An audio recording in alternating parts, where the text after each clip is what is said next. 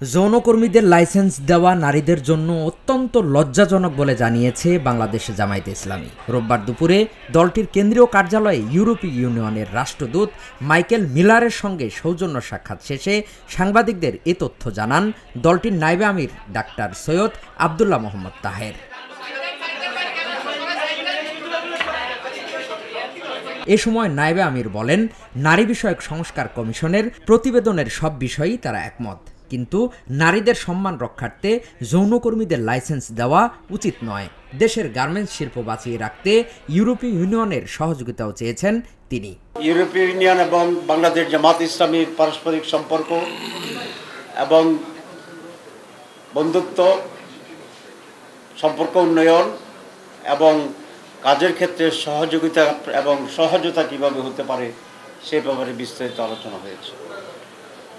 সেখানে কয়েকটি বিষয় তারা জানতে চেয়েছিল যে জামাত ইসলামীর ডেমোক্রেসির ব্যাপারে স্ট্যান্ড কি, মহিলাদের অধিকারের ব্যাপারে আমাদের পলিসি কী হতে পারে এবং মাইনরিটি ইস্যুতে জামাত ইসলামের পলিসি কী হতে পারে, এসব ব্যাপারে বিস্তৃত আলোচনা হয়েছে এবং আমরা আমাদের স্ট্যান্ডকে ক্লিয়ার করার চেষ্টা করেছি। আমরা মনে করি তারা এটাতে কনভিন্সড হয়েছে এবং আপনারা জানেন যে বাংলাদেশের হাইয়েস্ট গার্মেন্টস এক্সপোর্ট হয় ইউরোপের ভিতরে। আমরা তাদেরকে প্রস্তাব দিয়েছি যে বাংলাদেশের শুধুমাত্র ইউরোপীয় ইউনিয়নের জন্য এখানে একটা এরিয়াকে আমরা অ্যাসাইন করব এবং সেখানে তারা গার্মেন্টসে আরও বেশি করে তারা ইনভেস্টমেন্ট করবে। আজকে আমাদের সেই সফরের ফলো আপ প্রোগ্রাম হিসাবেই ইউরোপীয় ইউনিয়নের মাননীয় রাষ্ট্রদূত এসেছিলেন। বাংলাদেশের আগামী নির্বাচন এবং নির্বাচনে অবজারভার পাঠানোর ব্যাপারে আমরা কথা বলেছি। ইকুয়াল প্লেইং ফিল্ড তৈরি হওয়ার জন্যে বিশেষ করে প্রত্যেকটি বুথে ইলেকশনের সিসি ক্যামেরা যাতে সংযোজিত থাকে আমরা এটা প্রস্তাব করেছি। তারা এই প্রস্তাবকে এনকারেজ করেছে এবং এই জন্য যে হিউজ বাজেট দরকার আমরা তাদেরকে বলেছি তারা যেন এক্ষেত্রে সেভাবে আমাদেরকে সহযোগিতা করে। রিফর্মস কমিশনের ব্যাপারে তারা আমাদের কাছ থেকে জানতে চেয়েছিল। আমরা বলেছি প্রেসিডেন্ট প্রধানমন্ত্রীর ক্ষমতার ভারসাম্য আমরা চাই এবং প্রধানমন্ত্রীর পদে দুইবারের বেশি কেউ নির্বাচিত হতে পারবে না। ইলেকশন কমিশনের রিফর্মস কমিশনের এই প্রস্তাবের সাথে আমরা একত্রতা পোষণ করেছি। গতকালও যেটা আমরা প্রেস ব্রিফিংয়ে বলেছি।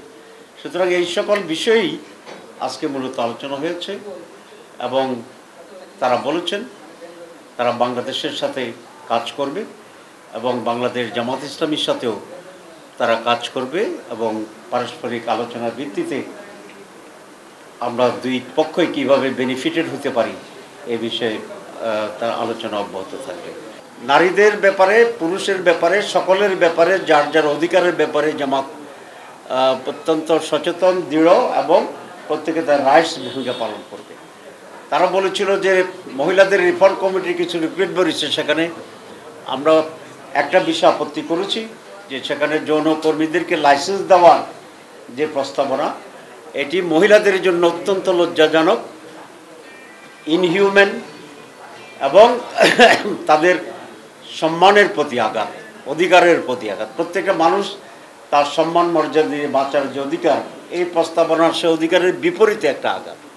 সুতরাং এটাকে আমরা কন্ডেম করেছি, এটা আমরা তাদেরকে বলেছি। বাট আদারওয়াইজ মহিলাদের যে ভূমিকা এটাকে আমরা এনকারেজ করি। তারা বলছে রাজনীতিতে মহিলাদের অংশগ্রহণের ব্যাপারে আমাদের সমর্থন। আমরা বলছি এক্ষেত্রে আমরা খুবই উদার। আমাদের মহিলা পার্লামেন্ট মেম্বার ছিল, এখন আমাদের দলের 43% মহিলা সদস্য আছে, যেটা আর কোনো দলের ভিতরে নেই।